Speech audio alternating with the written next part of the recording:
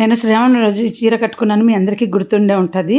ఆ రోజు quota cotton నా దగ్గర ఎవరో పెట్టిన చీర అనేసి చాలా బాగుంది అనేసి, సరే ఇంకా దాన్ని వాష్ చేశాక ఫాల్ కుట్టలేం కదా, వాష్ చేయకముందే కుట్టాలని అలా పెట్టి కుదరకుండంటే ఓ రోజు ఐరన్ చేసినప్పుడు ఏం చేసా, ఈ టేప్ ఉంది కదా అనేసి, ఇది పెద్ద డెలికేట్గా ఉంది, దీన్ని ఇంత కష్టపడి పీకో చేయడం ఏమి పీసులు రాకుండా ఈ టేప్తో ఒక రౌండ్లో ఐరన్ చేసేద్దామని చేసేసానండి.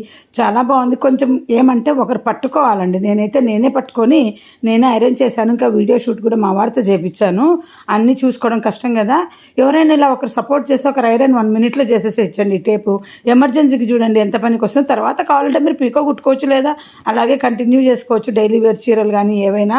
నాకైతే బాగా నచ్చింది. కొంచెం టైం పట్టింది అంటే ఇంకా మనకు ఫాల్ కుట్టించుకోవడానికి బయటికి వెళ్ళి వాళ్ళకి ఇచ్చి తీసుకొచ్చే టైంలో మనం ఇలా చేసేసుకోవచ్చు ఎమర్జెన్సీకి.